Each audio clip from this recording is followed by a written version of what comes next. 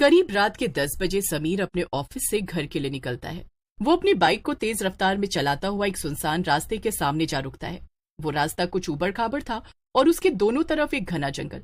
समीर रास्ते को देखते हुए खुद से बोलता है, आज भी अगर घर लेट पहुंचा ना तो मीना मेरी जान ले लेगी। अगर मुझे घर जल्दी पहुंचना है तो इसी जंगल वाले रास्ते से मुझे जाना होगा। यही एक रास्ता है जो घर जाने के लिए शॉर्टकट है।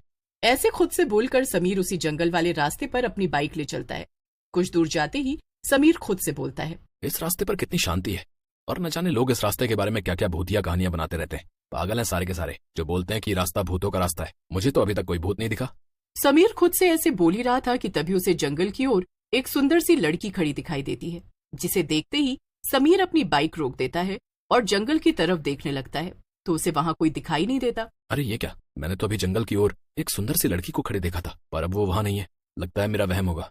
ऐसे बोलकर समीर अपनी बाइक स्टार्ट करता है कि तभी उसे अपने पीछे सीट पर किसी के होने का एहसास होता है। समीर फिर से बाइक रोककर अपने पीछे देखता है। अरे तुम्हें तो मैंने अभी जंगल में देखा था और तुम अचानक से मेरी बाइक पर कैसे आकर बैठ गई? क्यों, क्या हुआ? तुम्हें मेरा बाइक पर बैठना अच्छा नहीं लगा क्या? अरे नहीं, ऐसा नहीं है। बल्कि मैं तो सोच ही रहा था कि इस सुनसान रास्ते पर तुम्हारे जैसी सुंदर लड़की मिल जाए तो मजा ही आ जाए। मेरा मतलब है कि रास्ता काटना आसान हो जाएगा। अच्छा तो मैं बाइक स्टार्ट कर रहा हूँ, तुम्हें जहाँ उतरना है बता देना। बस मुझे थोड़ा अच्छे से पकड़ कर बैठना। वो क्या है कि रास्ता कुछ खराब है, बस इसीलिए। और तुम्हें डर लगे तो घबराना नहीं, बस मुझे कसकर पकड़ कर बैठना। वैसे भी कुछ लोग बोलते हैं कि रास्ता भूतों का रास्ता है। इस रास्ते पर बहुत सारे खतरनाक भूत हैं, पर मुझे तो एक भी भूत नहीं दिखाई दिया। समीर के ऐसे बोलते ही उसे अपने सामने भूत और चुड़ैल दिखाई देते हैं। समीर घबराते हुए एकदम से बाइक रोकता है कि तभी उसके पीछे सीट पर बैठी सुंदर लड़की भी डरावनी चुड़ैल के रूप में बदल जाती है और वो समीर के कंधे पर जैसे ही अपना हाथ रखती है, समीर उस हाथ के बड़े बड़े नाखूनों को देखकर डर जाता है और जैसे ही वो पीछे मुड़कर देखता है तो उसके होश उड़ जाते हैं। अरे क्या हुआ? तुमने बाइक क्यों रोक दी? तुमने ही तो कहा था मुझे पकड़ कर बैठना। तुम एक चुड़ैल हो? मर गया रे। इसका मतलब लोग सही बोलते हैं कि ये रास्ता भूतों का रास्ता है और मैं इसे मजाक समझ रहा था। अरे चुड़ैल जी देखो, मेरा घर बस आने ही वाला है, प्लीज मुझे जाने दो। अगर मैं घर लेट पहुंचा ना तो मेरी बीवी मेरा भर्ता बना देगी। अरे बाप रे, ये भूत और चुड़ैल तो मेरी ही ओर बढ़ रहे हैं। लगता है यहाँ तो भूतों की पूरी फैमिली है। चुड़ैल जी मुझे माफ कर दो, मैंने आपसे जो भी बोला वो भूल जाओ और मुझे जाने दो। चुड़ैल हंसते हुए बोलती है, ऐसे कैसे छोड़ दूं? पहले मैं तुझसे जरा चिपक तो लूं।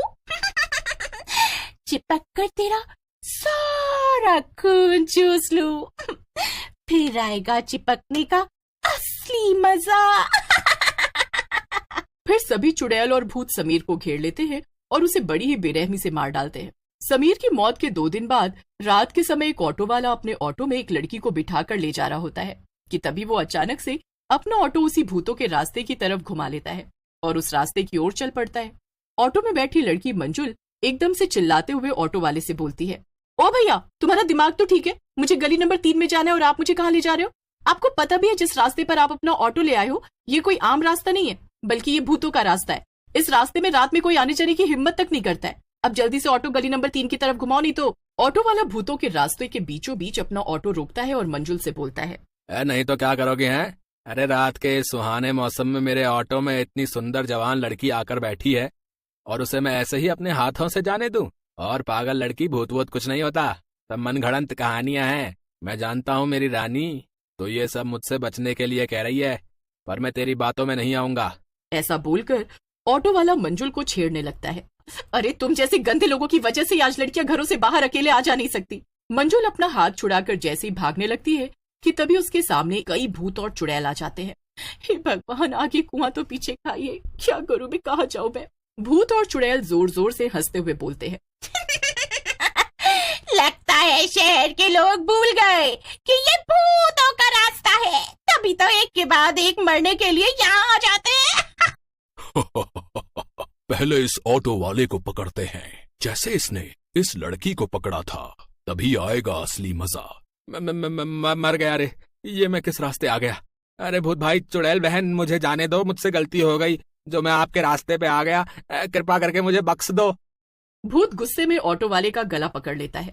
ऑटो वाला जोर जोर से चिल्लाता है पर भूत उसका गला नहीं छोड़ता। मार डालो इस कमीने को, मार डालो। मासूम लड़कियों को सुनसान रास्ते पर ले जाकर उनके साथ बदतमीजी करता है, उन्हें छेड़ता है। ऐसे लोगों को तो मार देना ही अच्छा है। तुम सही बोल रही हो लड़की, इन जैसे लोगों की वजह से ही लोग लड़कियों को अकेले बाहर भेजने उन्हें बाहर काम पर जाने से रोकते हैं। इन्हें जीने का कोई हक नहीं है। भूत भाई, इस ऑटो वाले को इतनी बुरी तरह मारना कि इसे इसके अपने भी पहचानने से मना कर दे।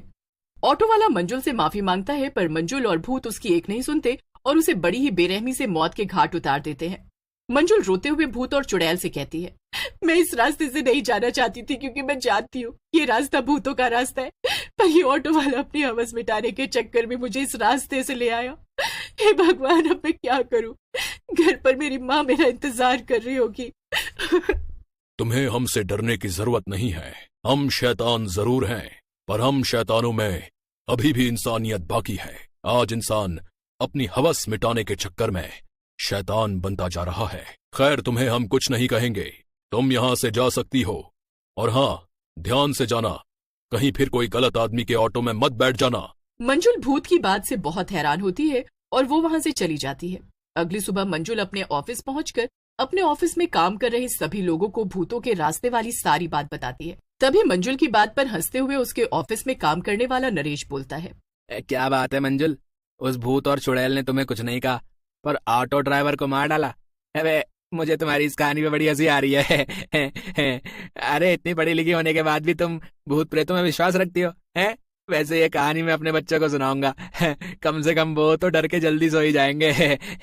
वैसे भूतों के रास्ते के बारे में मैंने बहुत सुना है कि जो भी रात के समय वहां से गुजरता है वो वापस नहीं आता, इसीलिए लोग डर से दिन में भी वहां से नहीं निकलते हैं। पर मुझे भी यार ये सब बातें बकवास ही लगती हैं। और मंजुल, तुम्हारी इन बातों पर तो अब मुझे भी हंसी आने लगी है। तुम दोनों को मेरी बातों पर हंसी आ रही है ना, और तुम्हें लगता है मैं तुम्हें भूत चुड़ैल की झूठी कहानी सुना रही हूँ? तो आज रात तुम क्यों नहीं उस रास्ते से घर चले जाते? वैसे भी वो रास्ता घर जाने के लिए सबसे शॉर्टकट है। रात होते ही जीवा और नरेश भूतों के रास्ते पर जाने के लिए तैयार हो जाते हैं। वे दोनों जैसे ही बाइक पर बैठते हैं तो मंजुल उन्हें बोलती है, जीवा और नरेश, मुझे तुम्हारे लिए डर लग रहा है। प्लीज मैंने जो तुम दोनों से कहा है उस पर यकीन करो और उस रास्ते पर मत जाओ। मगर जीवा और नरेश मंजुल की एक नहीं सुनते और भूतों के रास्ते पर चले जाते हैं। जैसे ही वो उस रास्ते पर पहुंचते हैं तो जोर जोर से हवाएं चलने लगती हैं। नरेश अपनी बाइक रोकता है और अपनी बाइक के पीछे बैठे जीवा से बोलता है, जीवा, इस रास्ते के दोनों ओर कितना घना जंगल है, नहीं? नरेश ऐसे बोल ही रहा था कि तभी उसे जंगल में एक सुंदर लड़की दिखाई देती है।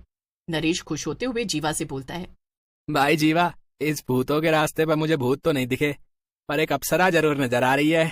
जरा जंगल की ओर देख, वो कैसे मुझे देखकर मुस्कुरा रही है यार। ऐसा बोलकर वो दोनों मुस्कुराने लगते हैं कि तभी वो सुंदर लड़की जंगल से निकलकर उन दोनों के सामने आ खड़ी होती है और देखते ही देखते चुड़ैल का रूप ले लेती है। तभी सामने कुछ और भूत भी आते दिखाई देते हैं। जीवा और नरेश भाग पाते कि तभी चुड़ैल नरेश का और एक भूत जीवा का गला पकड़ लेते हैं।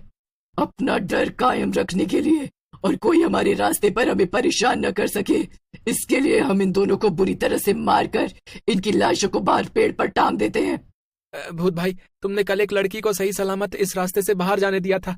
प्लीज हमें भी जाने दो, मेरे छोटे छोटे बच्चे हैं, मैं आपके पैर पड़ता हूँ, मेरे बच्चों की खातिर मुझे जाने दो।